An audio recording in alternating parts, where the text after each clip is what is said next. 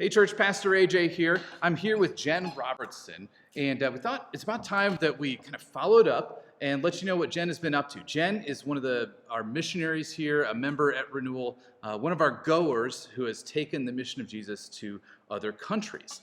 And in December, we sent Jen off and wished her well as she went on a 4-month missionary excursion. 3-month, yeah. 3-month missionary excursion. And so we thought, you know what, it'd be really cool just to kind of follow up and hear, what did God do through that time that you spent overseas? And, what's kind of next type of deal? So let's start with kind of where we began. So when you left the country, you left for Egypt. Yes, I went to Egypt, bought a one-way ticket, which was really exciting to do, and went to Egypt and found a school in Giza, which is just outside of Cairo, and was there for about 6 weeks learning Arabic. Arabic. That Yes. seems really hard. It is. It's really hard, but it's really fun. It's a beautiful language, and learning to write it does all sorts of things with your brain, learning to read right to left instead of left to right, and right to left, all the things. Okay, it's kind of like biblical Hebrew is also Yes. right to left. Yeah. That has to mess with your head, I'm just It saying. So why learn Arabic? I really want to be able to communicate on the same language of the people that I want to serve. And so, like, having a translator is really great. It's a blessing to have translators, but to be able to communicate just you and the other person in their language is just a beautiful thing, and it makes a really great connection when you want to just really get to know somebody. Yeah. Yeah. Missionaries always, of course, trying to get to know the culture and the people Yeah. in which they're ministering to, right? Mhm. And it's no different in the States, by the way. Yeah. But so this is not the first time you've left for overseas missions. What are some of the other places that you've been to? You kind of have a habit of doing this, right? I do have a bit of a habit. Yeah, I started when I was 14 to Venezuela, and it just kind of grew from there. Last year, I got to go to Israel for the first time, and where I went into Syria from Israel, and got to serve at a medical clinic just inside the border of Syria, just serving those who were displaced by the war. Mm-hmm. Yeah. Okay, so you've been to Syria. Where else? Oh, Ethiopia a few times. Beautiful country, beautiful language, beautiful food. And the people are just amazing. I love Ethiopia. But Nice. Jordan, I've been to Jordan a few times, and Okay. that's also really great. Wait, I think I saw on your Facebook feed that you went to the place that was on Indiana Jones, Yes. the one at the end. I've been to You guys know what I'm Petra. talking about? Petra, Yes. yes. Yeah, Petra's pretty awesome. It looked amazing. It's beautiful, yeah. Are we missing anything else? What other countries you've been to? I mean, we could be here a long time if you want me to really list all the countries I've been Yes, to. do it. Do it. All right, let's just start from the beginning. We've got Venezuela, Ecuador a million times actually, Peru, Bolivia, Guatemala, Panama a few times, Puerto Listen, Rico. you don't have to brag, all right? No, okay, so you have a habit of going, you like to go and serve. We all live out the mission of Jesus in whatever way God has called us to. And one of the ways he's called you is to go out of the country and do that in other cultures. Yes. And so it's been something that's been on your heart for a long time. Mm-hmm. It seems like recently a lot of your trips are to the Middle East. When did that heart sort of develop? I would say from the first time I went to Ethiopia, granted that is in Africa, but it is, the culture in Ethiopia is a mixture of Orthodox Christianity and Islam. And it's just going there and seeing the two cultures mix, and just seeing how the Muslims live and worship and things like that just kind of opened my heart to wanting to see more of that and meet more of those people and just grow more relationships with them, and just learn more about those cultures. Yeah. Yeah. And so let's talk about that. It's been no secret that in the United States, helping refugees from that area of the world has been a politically divisive thing in the past few years. What led you to go, no, I need to actually go and help that people group? That's hard to say. It's always just been in my heart to go and serve, and I never question why. But I just think there shouldn't be any barriers between us and other religions and other people groups, other cultures, because we're called to love everybody. and that includes our neighbors here and our neighbors across the globe. And it doesn't matter what religion they are, we still are called to love and serve them. Absolutely. So you went to Egypt and you Yes. learned Arabic, or at least made a good start, Yes. right? Yeah. And then about how long were you in Egypt? I was in Egypt for 6 weeks. I hung out with a whole bunch of new friends that I had made, Egyptians as well as the other students from mostly Europe. I met a lot of Swiss students, which was really cool. But yeah, just hung out, made a lot of good friendships, and got to see parts of Cairo that are not touristy parts. Okay. So that was really fun. It's always good to see the sort of the real culture, right, Yeah, behind yeah. the scenes. But okay, so went to Egypt, got a great Arabic crash course, and then your heart was to serve at a border camp, right? Yes. So the camp that I had served at in Syria with friendships, unfortunately had to be shut down. But I had gone over there originally to serve with them, but it wasn't working any longer because of the war. So I decided to, well, I didn't decide. It just kind of happened, and because just God works in awesome ways like that, he paved a way for me to volunteer with an organization called Shafet Akim, and they're based out in Israel. So that was really great to be able to be a nurse there and serve the families there instead. Yeah, so tell me, and be a poster child for Shafet Akim here. What do they do, and why was that kind of cool to partner with? So what they do is they sponsor kids from war-torn countries, from like Syria and Iraq and like Kurdistan, Iraq and Gaza. They bring in kids from those countries who need heart surgeries, life-saving, life-changing heart surgeries. And because those countries don't have the means to perform such miracles, and Israel does. And so they're, between those Muslim countries and the Jewish country of Israel, you have Christians in the middle being the glue that kind of holds it all together of serving those families. Yeah, so I was going to say, you've got Christians bringing Muslim kids into a Jewish country for surgery. Like, this is not confusing at all, Not or at all. complicated at all, Never. right? Yeah. So what's the sort of impact of that ministry? On so many levels. You have the families coming in and impacting them in such a physical way, giving them hope for a future with their children, and helping those children live longer lives. So you have that impact, and when they're not in the hospital and you're living with these families, and eating together, breaking bread together, and just being able to pray with them and love on them. So is it like a dorm style thing? We have like 3 apartments in a building, and we're all like in and out of the apartment and being with the families. So you get to know them. We get to know them on a very, very good level. Yeah. That's amazing. And then when they're in the hospital, we see them every day. We visit them. We help communicate things between the doctors, and then we call in translators, or some of them are translators, and we just pray for them in the hospitals. And that's really exciting, because then all of the Jewish nurses and doctors can see our hearts serving these other families. And so I think we also impact the hospital in that way too. Yeah. Being able to interact with the staff that way. Yeah. What a powerful ministry of love, right? That you have Christians basically just going into other people's trouble, right? And to provide surgery for kids in other religions that wouldn't even know, right? And in the midst of that, you have Jewish people in Israel watching and soaking that in as well. I think a great testimony to what Jesus has called us to do in loving people, no doubt. So talk about, obviously, your unique skill set is as a nurse. And so how has that kind of played into the ministry that you're able to do with Shafet, but also like friendships? Well, the reason why I became a nurse was so I could serve others and travel and use it. I thought it was for the money.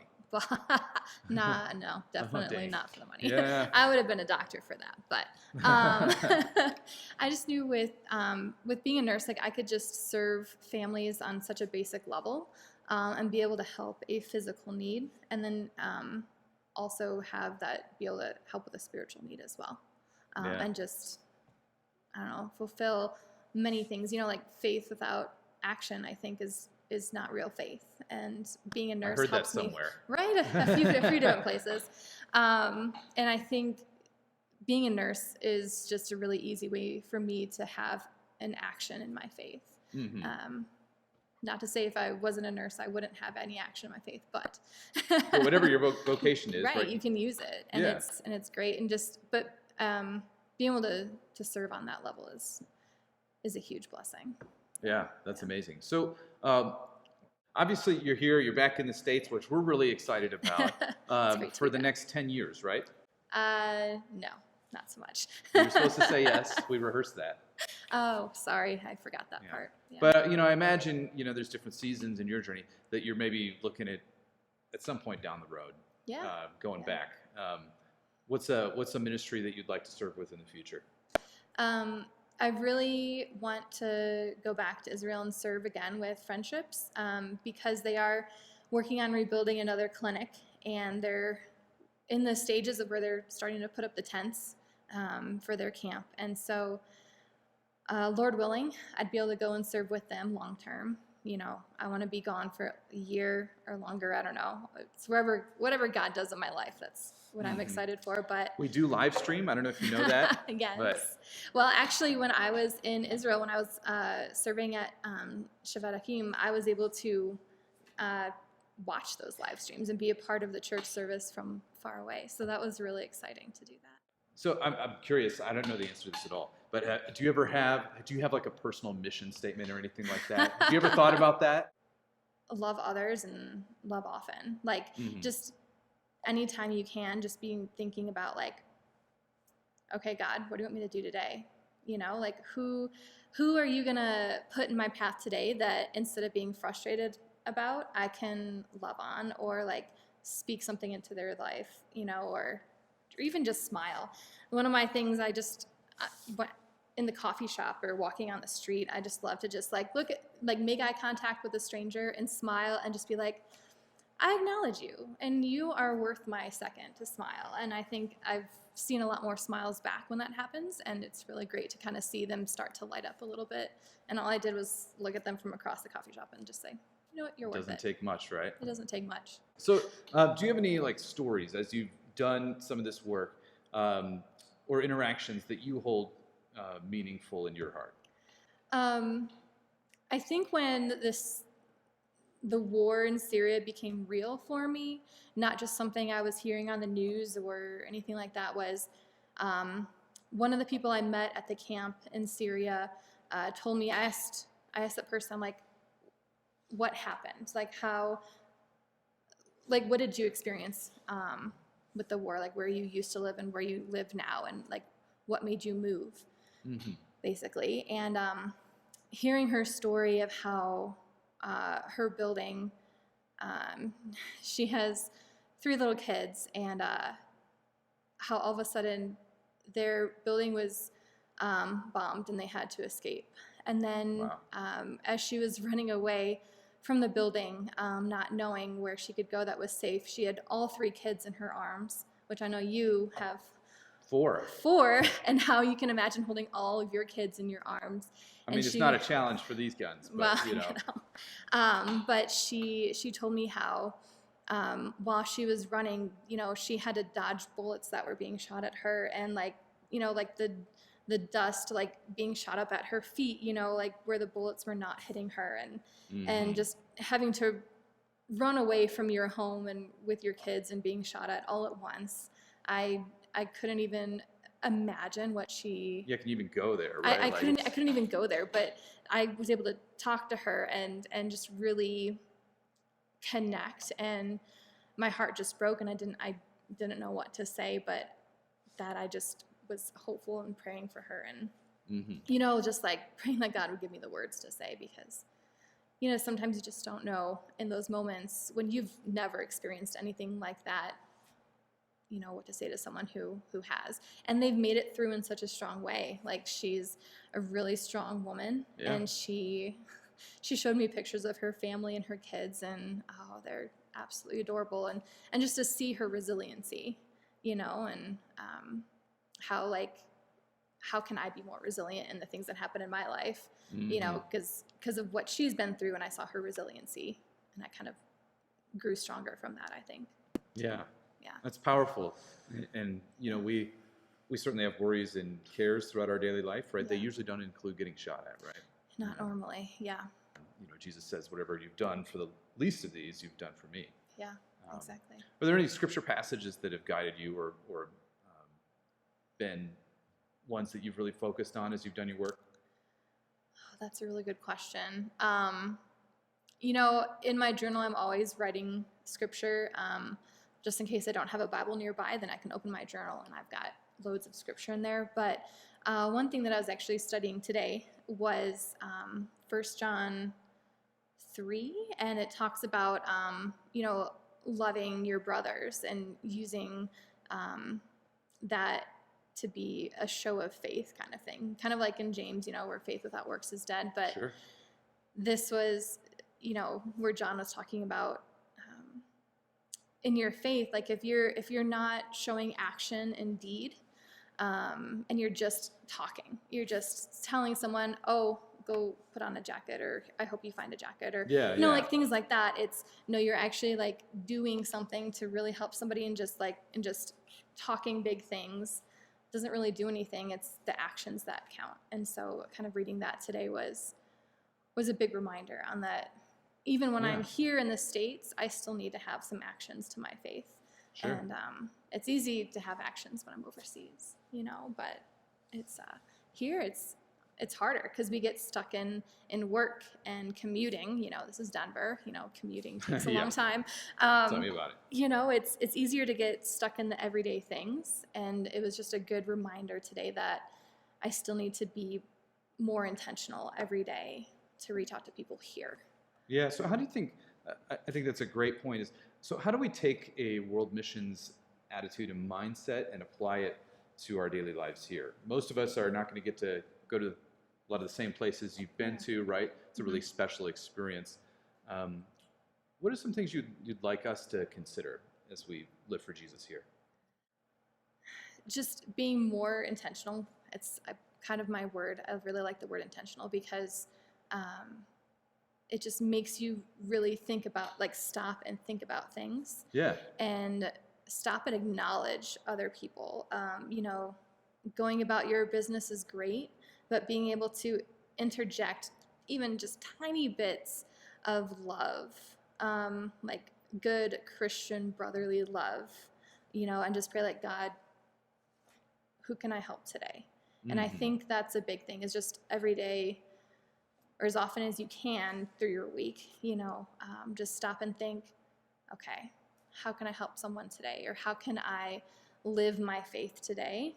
And just pray for God to put someone in your path that you can just interact with and just meet. Well, and be careful what you pray for, right? Because, when God brings people your way, right, that need help, that need a kind word, that need whatever, right, it's also the willingness to stop and actually do it. Lean into that, right? Yeah. Instead of I'm busy, I'm on a schedule, whatever. Yeah.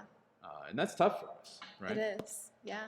We have really busy lives, but I think just being able to pause, even if it's for a family member, maybe today someone needs a phone call or a text message from you just saying, hey, I love you and I miss you and I hope you're doing well. What can I pray for you for? Or how can I help you today? Or anything like that. Even if it's just family. I know I don't talk a lot with my family, and I should talk more with my family. And, it goes beyond just who's with me right now. I think we just need to connect. I mean, the digital world is the whole world right now. I can connect with my friends in Egypt. Yeah. I can connect with anybody. I think just a big part of that. If you remember your Arabic, you can. Right. Well, luckily most of them speak English, or at least little bits of English. But there's a great thing on your phone called keyboard, and you can make an Arabic keyboard, and then I can type in Arabic on things, and it's great because then I don't have to write in Arabic. That's huge.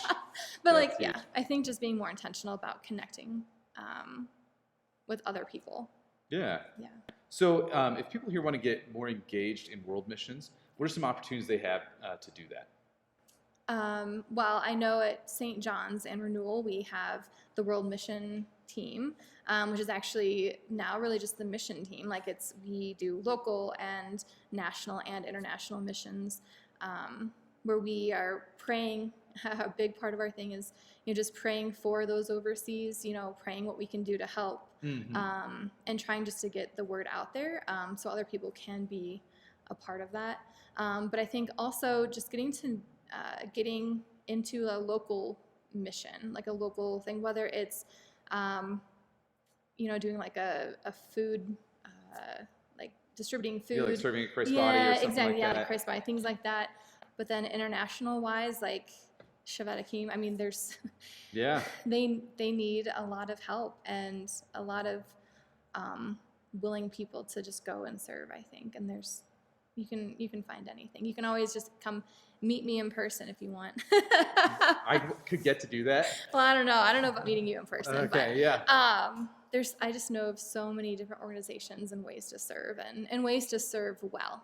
Yeah, I know our missions team supports organizations like Alternatives Pregnancy Center. Oh, yeah, exactly. Sarah's Home, which helps women rescued from sex trafficking. Yeah. I know that another ministry on the world mission level is India Transformed. Yep, India, yeah. That's starting churches, and they have development programs in India helping women learn skills to support themselves. Yeah, and they even have, I know India Transformed even has sponsorship through there, where you can sponsor a woman who wants to do better for her family and learn a trade, or even with the kids in schools through India Transformed, I know they have like a sponsorship program. I think actually the classes at St. John's, each class group sponsors a kid. That's awesome. Yeah. And I know we do a lot of work in Haiti through a few different organizations too, and those are nice. Those trips are really nice because they're close. They're 1 week, same time zone. Yeah, I know. No more jet lag. Yeah. Exactly. Yeah, it's really like just some great ways to get involved. Yeah. And so, the World Missions or the missions team, local, national, and world, is a great way to start. And even the meetings are open, right? So if people just want to come check out what you're up to, they can come hang out, right? Yeah, I really think so. Even, we're going to be spending a lot of time praying during our meetings. And so I think that's going to be a big factor. We've recently started doing that, praying more during our meetings and doing more meeting business stuff over email, because when we want to spend time together as a group, it's better and more important to just spend that time in group prayer for all these organizations and countries and people, so. Absolutely. Anything you want to share that we didn't cover? I just have been really just blessed by being a part of St. John's and Renewal. From the very first time I showed up to Denver in 2013, and actually I think you were the first person I emailed because you had put something out on the website about maybe like Faith Day at the Rockies or something, and I was like looking for a church and who had young people, and I wasn't really young at that time anyway, and I'm not young anymore, right. So yeah, right. Neither am I. But I think just from the get-go in 2013 when I showed up as a traveling nurse, St. John's welcomed me with open arms, and when I came back in 2014 to live in Denver, I knew exactly where I was going to go to church, and the family that I've gotten from this community has been huge in my life. So yeah, I'm just the board gaming group had nothing to do with hooking you in. Sunday nights at the Mastics. I love Sunday nights at the Mastics. I'm going to beat you one of these days. I'm just saying. So it's coming. Yeah. Get ready. Monday night. So totally. Yeah. Anyway, so church, thanks so much for hanging out with us as we kind of talk about Jen's unique journey in world missions and the places she's been, the way she's been able to join Jesus in where he's moving. Certainly we seek to do that here where we live, around the country and around the world. And there's many great opportunities to do that. Just encourage us as we go forward in our week to be thinking about how do we make the connections with the people that are all around us, right? Exactly. And notice them, love them, use our vocations to serve them in whatever way possible. And then if God is calling us to get involved further in some of the mission endeavors that the church is sponsoring, check out a meeting. It's a great way to get engaged. and to make a difference. So, Jen, thanks so much. Thanks for hanging out, and you so much. God's blessings as you continue to live a life on mission for Him. Thank you. All right, peace.